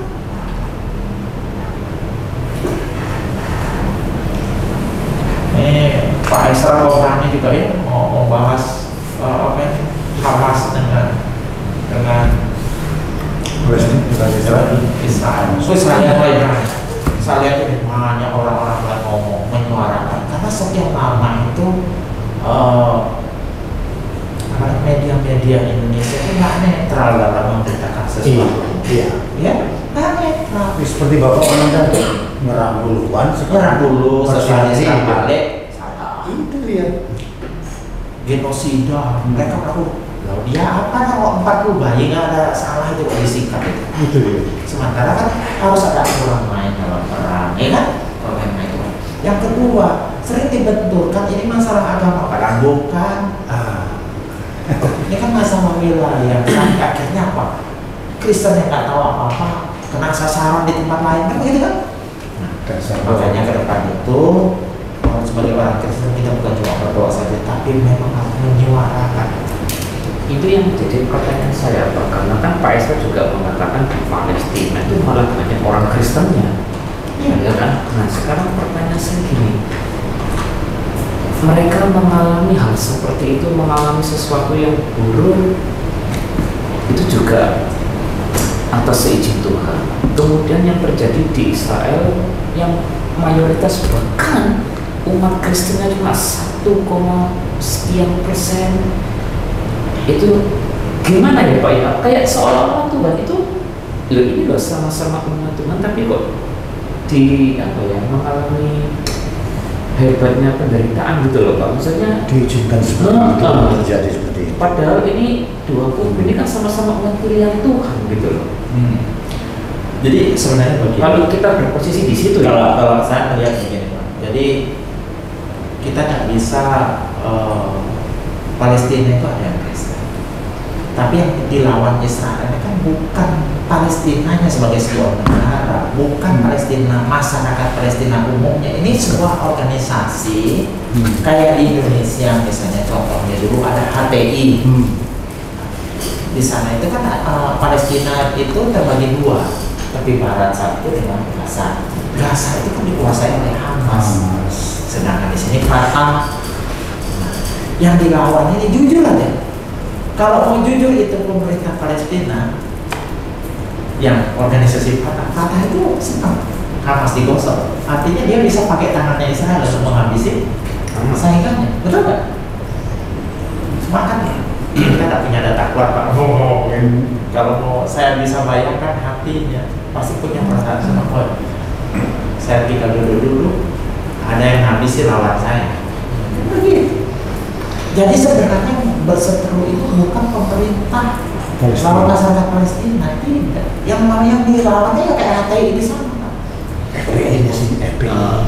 Tapi kan dampaknya kan ke rakyatnya juga gitu loh Pak. Nah kalau gitu, kalau begitu kembali lagi dalam fokus. Berbahagialah kamu jika kamu jatuh dalam berbagai cobaan. Karena untuk membuktikan kemurnian imanmu, gua manfaat dari pencobaan itu kemurnian iman, keteguhan masih kurang. Jadi saya mengungkap semua gitu. Saya punya korban hidupnya satu, ujian dan pencobaan. Apa bedanya? Polanya beda. Kalau ujian itu, kalau pencobaan itu senang duluan, sakit belakang. Kalau ujian itu sakit duluan, berakhir-akhir kamu berenang-renang ke kemudian. Itu beda polanya. Kemudian sumbernya beda. Walaupun di kemudian hari dia fokus, ada kata yang digunakan untuk sebenarnya ujian, tapi menggunakan kata pencobaan. Kalau pasal satu dan Yakobus pasal. Sumbernya beda, polanya beda, tujuan dan motivasinya beda. Kalau tujuan pencobaan itu menjatuhkan kita dalam dosa, tetapi tujuan ujian adalah memperlihatkan kemurnian iman. Ya, itu ada nanti poin-poin khusus tentang perbedaan. Begitu kita ada kesempatan saya singgung dikit-dikit. Ya, maklum saja karena masih baru. Nah, sudah 21 tahun ada lebih firman Tuhan Pak. Jadi tidak secara khusus ngajar gitu. Jadi maklum saja. Ini kembali Pak, permisi saya mau tanya. Ya. Di dalam kejadian tadi ada 3 sosok, Adam, Hawa, dan ular. Yang 2 ini sudah terbukti ya, kutukannya sudah terbukti, bersusah payahlah bagi Adam untuk mencari nafkah. Sang Hawa bersusah payahlah pada saat kau melahirkan. Ya cuman yang saya mau tanyakan, ular tadi jadi-jadian apa ular beneran? Kan tadi Bapak bilang bisa dirasuki atau bisa ular beneran. Nah, ya kan? Benar dikutuk kan, kutukan kalau memang ular beneran, kutukan ini tidak nyata seperti Adam dan Hawa nyata kan? Nah, perempuan kaum Hawa susah payah melahirkan, taruh nyawa. Adam susah payah cari nafkah. Si ular ini dengan perutmu kau berjalan. Dan kutukan ini tidak nyata di dalam kenyataan sekarang. Dan di ular makan binatang, makan segala macam, kambing, kebo dimakan segala bisa kan. Ini kan kiasan tadi ya, debu itu kan hanya kiasan berarti ya. Nah, kutukannya ini tidak nyata. Pertanyaan saya, ular ini beneran apa ular jadi-jadian? Artinya jelmaan atau apa?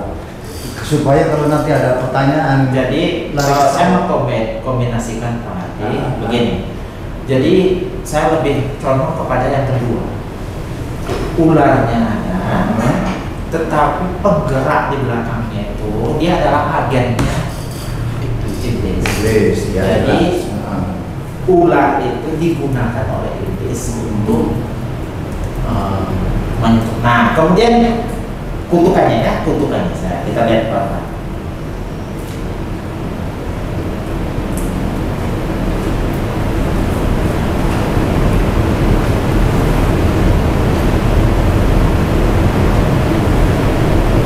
Ayat 14 ya.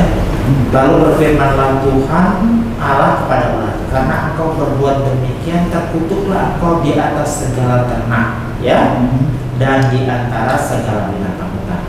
Dengan perutmu lah engkau akan menjalar. Jadi inilah dasarnya juga kemudian rabi-rabi zaman dulu, rabi-rabi Yahudi menganggap bahwa ular zaman dulu punya kaki. Nah itu dia.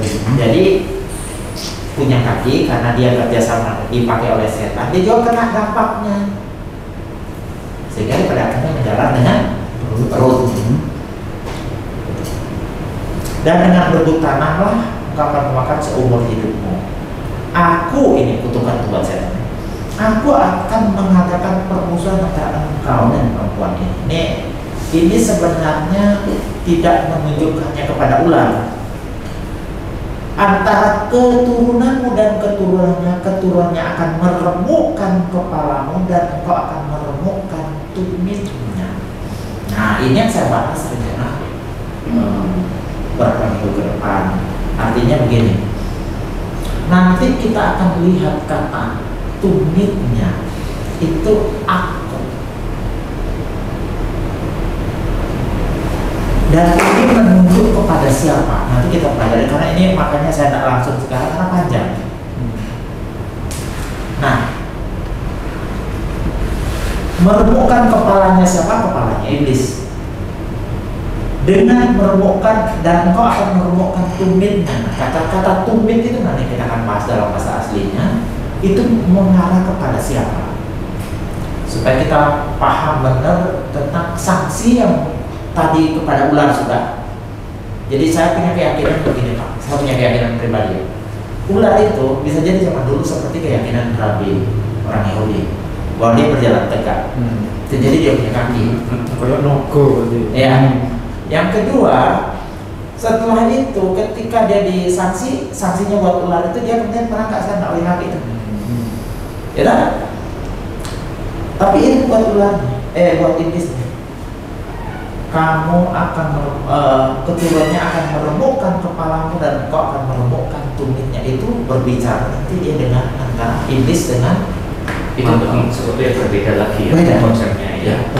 Jadi ini berarti itu ular itu cuma sarana saja ya, agennya. Sarana saja. Seandainya saat itu keluar babi hutan, ya babi hutan jadi sarana.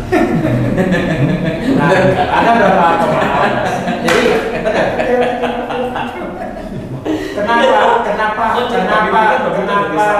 kenapa kok ular? Karena memang waktu itu dia paling cerdik. Sebelum dikutuk dia paling cerdik kan? Nah, bahkan Yesus mengatakan hendaklah kamu cerdik seperti ular. Ini menunjuk kepada ular sebelum dikutuk. Dan makhluk yang paling cantik kau ular itu kalau tidak salah ada ayatnya. Karena dia warna Enggak tahu, kan kok ada terus makhluk yang paling cantik gitu. Kendundu. Tapi saya jadi ayat yang ke-15 nanti, dan engkau akan meremukkan tumitnya. Kata tumit itu nanti dari bahasa aslinya bahwa akan keluar semua. Kemana arahnya? ini sanksi buat siapa? Baru kelihatan nanti. Itu sanksi buat iblis. Nah, nanti kemudian dia waktu tolak dalam perutnya si siapa namanya istrinya Ishak? Bisa Rebeka. Hah? Rebeka. Bisa. Sama istrinya Ishak. Iya, Rebeka. Rebeka. Jadi ada Esau dan Yakub. Kata Akub itu tumit. Dan ini sama menggunakan kata. Kita juga akan membahas besok tentang salak. Ketika mereka diusir, itu kata salak yang dipakai dalam Maleakhi. Makanya kata usir itu artinya diterjemahkan kata mengusir gitu. Nanti dalam Maleakhi digunakan juga kata salak itu yang sama, tapi konteksnya kok bercerai gitu. Nanti itu ada kaitan semua. Jadi karena panjang dan tak mungkin kita rampungkan sekarang yang kejadian ini, kejadian 3 ini minggu berikut kita pelajari lagi. Eden itu di sana apa di sini? Masalah Eden, Taman Eden itu. Iya, yang kan dia diusir. Ada yang mengatakan diusir di. Nah, itu minggu depan dibahas. Jadi karena berkaitan Eden, ada yang mengatakan Eden itu di surga, ada yang mengatakan Eden itu di bagian lebar sana, artinya bumi. Ada sungai Dison Gihon di Kristen Efrat itu karena Dison Gihonnya itu memang ada di sana. Irak. Jadi nanti itu kita akan bahas di sana ya minggu depan itu. Kabar dikit. Ini sebenarnya Pak, kalau kita belajar model begini, sebenarnya Alkitab itu menarik loh Pak. Iya sih. Ya, yang penting kita bincang-bincang ringan begini, artinya apa? Mau mendalami, sampai juga mencari makna pelajaran buat kita itu apa. Oke, jadi masih banyak pertanyaan yang artinya belum bisa dijawab sekarang karena apa? Berkaitan dengan materi yang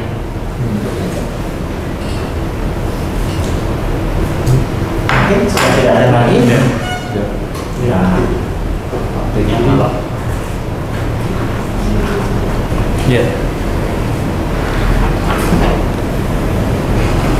Oke, baik Bapak Ibu, komsel kita pada malam hari ini telah berakhir, telah selesai. Kita akan kembali pulang. Tapi sebelum itu kita angkat satu pujian dulu. Peganglah tangan Suruh Kudus.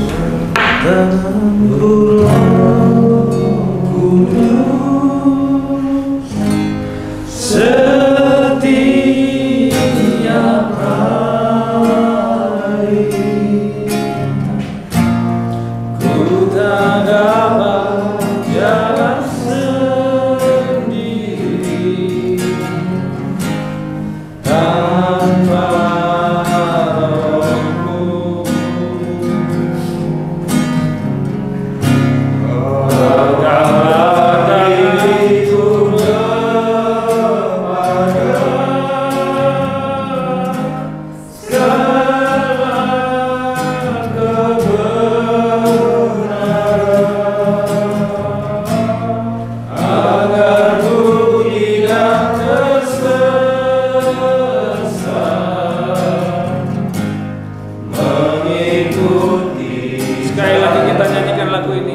tanganku Roh Kudus. Peganglah tanganku Roh Kudus, setiap hari ku tak dapat jalan sendiri tanpa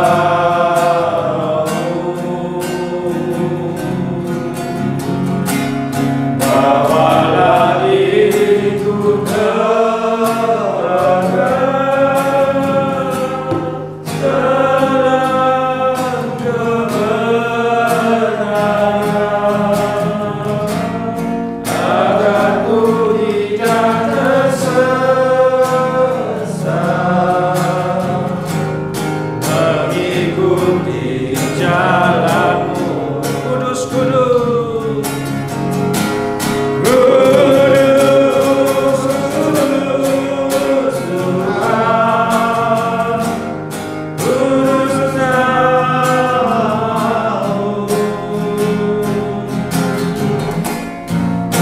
Beri syukur dalam simoni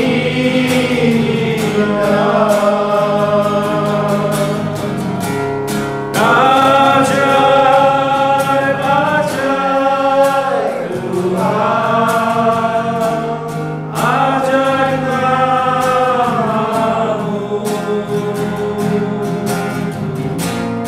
Kami yang beri menang, Yesus Tuhan, kudus, kudus, kudus Tuhan, kudus namamu.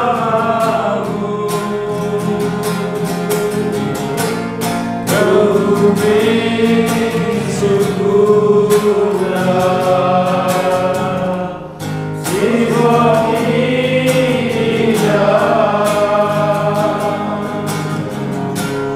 ajaib, ajaib Tuhan, ajaib namamu. Nama yang beri menang, Yesus namamu.